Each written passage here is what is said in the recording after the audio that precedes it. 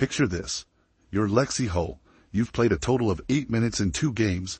Your team is struggling and has 0 wins. You're watching from the sidelines as Angel Reese hogs the spotlight, forcing her way to get double-doubles. Then, suddenly, you get your shot. And you absolutely demolish it with a 19-point performance, taking over and leading your team to their first win. Lexie Hull goes 8 for 11 from the field and has 19 points, 3 assists, and 3 boards. 19, 3, and 3. She was the top scorer. This isn't just a comeback story. It's a tale of perseverance, strategy, and the sweet taste of vindication. Lexie Hull just showed everyone what happens when you prioritize talent over stat padding, and why her success might be the key to unlocking the Rose Basketball Club's potential. What exactly did she do to put Angel Reese in her place? Are you ready? Let's go. Remember when Lexie Hull was practically invisible on the court for the Rose Basketball Club? Yeah, that actually happened. Let's rewind to those first 2 unrivaled games where Hull rode the bench. She played a grand total of 8 minutes. That's right, 8 whole minutes across 2 entire games. You know what's even crazier? While Hull was warming the bench, her team was racking up losses like there's no tomorrow. The Rose Basketball Club started the season 0 wins and 2 losses, and Hull could do nothing but watch. Here's the thing. Hull isn't some random player trying to find her footing. She's a proven 3-point shooter with serious defensive chops. In the previous WNBA season, Hull's 3-point shooting percentage put her among the top players in the league. She's got the skills to pay the bills, but for some reason, she was left riding the pine. Lexie Hull hardly played, and it was all within like the flow of whatever offense you run in a rivals. And also, she's obviously a really freaking great defender. So what gives? Why was a player of Hull's caliber getting practically 0 playing time? Something wasn't adding up, and fans were starting to notice.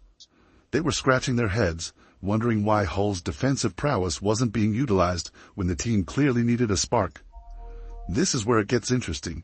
While Hull was glued to the bench, her teammates were struggling to find their rhythm. Multiple players were scoring in double digits, but it wasn't translating to wins. The offense looked clunky, and the defense had more holes than a slice of Swiss cheese. And here's the reality. Even with her limited playing time, Hull was making waves. Fans and commentators couldn't help but notice her lockdown defense during those few precious minutes she was on the floor. It was like watching a highlight reel and fast forward. Blink, and you'd miss her impact. The frustration was palpable. Teammates were grumbling, fans were tweeting their discontent. And Hull, well, as always, a team player and professional. Everyone seemed to agree. Hull deserved more time on the court. I think Lexie Hull is going to have she's going to have a solid unrivaled, and thankfully, she's stepping up, and I didn't think she did anything wrong in her first 2 games when she was on the floor. The coach just didn't fit her. She didn't fit the coach system.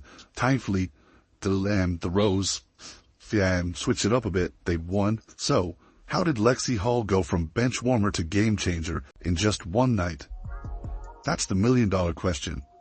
Was it a change in strategy? Did the coach finally see the light? Or did Hull make some sort of deal with the basketball gods? We'll break it down in a bit. But first, why was she even benched to begin with? She's back to mid-season form. She really is. She's absolutely delivering on that double-double. That's right. Points, rebounds, and of course, losses. Just in the same way that the Chicago Sky melted last year when her double-double streak started. She cost her team a game. Remember when we were all wondering why Lexie Hull was warming the bench? Well, it turns out she might just be the secret weapon the Rose Basketball Club needed all along. Let's break down why Hull's game is practically tailor-made for the 3-on-3 format and unrivaled. First things first, 3-on-3 basketball is a whole different beast compared to the traditional 5-on-5 game.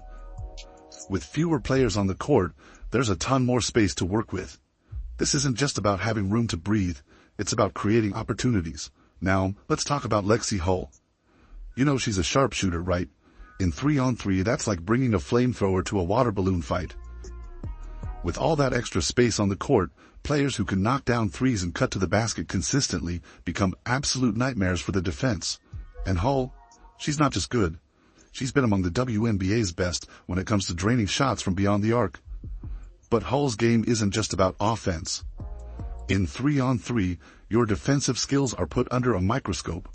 There's nowhere to hide when you're the only one guarding your opponent. This is where Hull really shines. Her lockdown defense is the kind of thing that gives opposing players nightmares. In a format where one-on-one matchups can make or break a game, Hull's defensive prowess is like having a secret weapon. Not only that, she was being good. The problem isn't that Lexie Hull has been garbage. Lexie Hull has played well. That's the weirdest thing, is that she's actually played well. There is one issue with Lexie Hull, which is why I think she's not playing, but I think she has actually played well. And their team lost again. You want to know what's even crazier? This isn't Hull's first rodeo with 3-on-3 basketball. She's been there, done that, and got the medals to prove it. Hull has represented Team USA in international 3-on-3 competitions, bringing home some serious hardware. That experience, it's priceless. She knows the ins and outs of this format, and it shows in her play. Still not convinced? Take a look around the league. Players like Kayla McBride and Kate Martin are tearing it up for the Laces Basketball Club. What do they have in common with Hull? They're all deadly from long range. These players are proving game after game that in 3-on-3, a good three-point shooter is worth their weight in gold. So, why is Lexie Hull's playing style perfect for 3-on-3 basketball? It's simple. She's got the complete package. Her sharpshooting keeps defenses honest and spreads the floor, creating opportunities for her teammates. Her lockdown defense means she can shut down the opposition's best player. And her experience in the format means she knows exactly how to maximize her skills in this unique style of play. So how did she apply all this in their latest game? The stage was set for a showdown against the Mist Basketball Club. The Rose, still searching for their first win, decided it was time to shake things up. And boy, did they ever. Gone were the days of slow, plodding offense and pick-and-roll heavy sets. In their place, a high-octane strategy focused on fast movement and sharp cuts. It was like watching a completely different team, and at the center of it all, let's talk about those 19 points in just 10 minutes. That's not a typo, folks. Hull wasn't just good, she was on another level entirely. But here's where it gets really interesting. 14 of those points came from driving to the hoop. This wasn't the Lexie Hull we thought we knew. This was Lexie Hull 2.0, attacking the basket with a ferocity that left defenders in her wake. Slew is very, very poor. Like Courtney Vandersloot, she shoots it off the dribble, bang. And then again, she goes and cuts on Vandersloot. Courtney Vandersloot, dear Lord. Then she's being guarded by Alia Edwards with the post fade. Lexie Hull was doing a little bit of everything, but a lot of it was just her off-ball move. A good screen by Brittany Sykes and nice left-handed finish there. Of course, she didn't completely abandon her bread and butter. Those other 5 points. Pure Hull magic from beyond the arc and the free throw line. It was like watching a perfect blend of her old strengths and newfound aggression. They struggled to live with Lexie Hull, just as far as her cutting. It was just caught hustle plays, and she was just doing a lot of the little things. She didn't do anything crazy. Other than she made one or two decent drives. She made she made a really good cut. She made a really, really good cut. She made really good cuts. And that's really it. It just shows how much off the ball movement matters. Now, let's put this performance into perspective. Hull's efficiency was off the charts. She had the highest point total on the team despite playing limited minutes. And while we're on the subject of limited minutes, let's talk about Angel Reese for a second. Remember her?